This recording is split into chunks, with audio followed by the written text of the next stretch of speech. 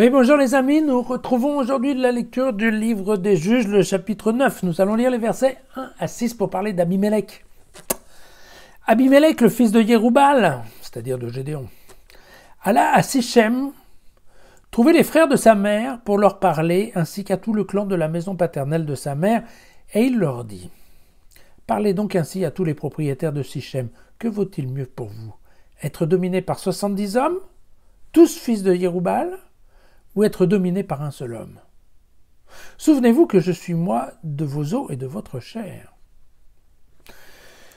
Les frères de sa mère répétèrent toutes ces paroles d'Abimélec à tous les propriétaires de Sichem, et leur cœur opta pour Abimélec, car ils se dirent « C'est notre frère. » Ils lui donnèrent donc 70 cycles d'argent du temple de Baal-Bérith, avec lesquels Abimélec prit à sa solde des hommes de rien et des aventuriers qui marchèrent à sa suite.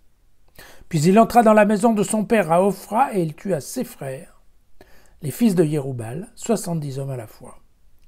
Il ne subsista que Yotam, le plus jeune des fils de Yéroubal, car il s'était caché. Tous les propriétaires de Sichem et tout le Beth Milo se rassemblèrent et allèrent proclamer roi Abimélec près du térébinthe de la stèle qui est à Sichem.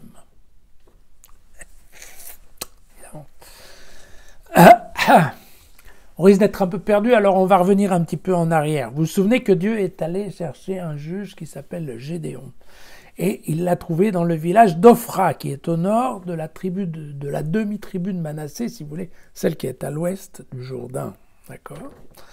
Alors, on se souvient que Gédéon n'était pas emballé de partir à la guerre, qu'il trouvait qu'il était le plus jeune du plus petit des clans de Manassé, qu'il a tout fait pour dire non, donc il a demandé au moins 3 signes à Dieu, mais Dieu lui a donné les 3 signes, enfin bref, toute cette histoire. Et puis enfin, quand même, à la fin, nous avons vu qu'il avait quand même chassé les chefs madianites, et jusque là-bas chez eux à l'est, et une fois sa victoire totale, on se souvient que le peuple hébreu voulait nommer Gédéon roi, mais qu'il a refusé d'être roi.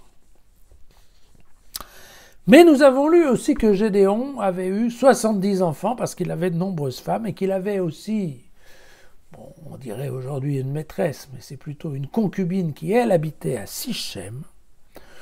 On ne connaît pas son nom, on sait juste qu'elle est restée dans la maison de son père parce qu'à l'époque ça se faisait parfois, et on aura d'autres exemples avec Samson un peu plus tard. Et son père, lui, habitait à Sichem, d'accord ? Et il a eu en fait un enfant avec cette concubine, un enfant qui s'appelle Abimélec et qui vit avec lui en fait. On ne sait pas trop où, on ne sait pas d'ailleurs s'il vit vraiment avec ses frères ou pas. Bref, ce qui est certain, c'est que si le père avait refusé d'être roi, eh bien lui, Abimélec, rêve d'être roi. Et en fait, son idée, c'est de devenir roi de Sichem. Qu'est-ce qu'il fait? Il va à Sichem, il arrive à convaincre en fait les propriétaires terriens de Sichem, qui actuellement dépendent en fait de la famille de Gédéon en fait, donc des 70 enfants de Gédéon.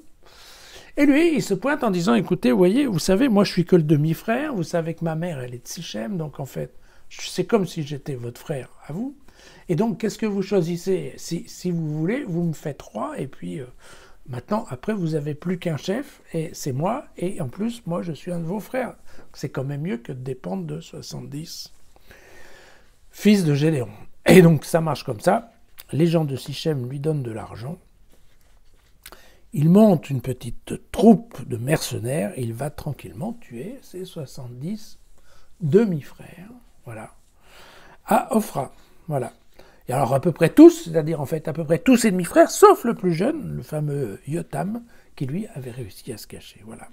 Et donc c'est ainsi qu'Abimélec devint roi. À demain.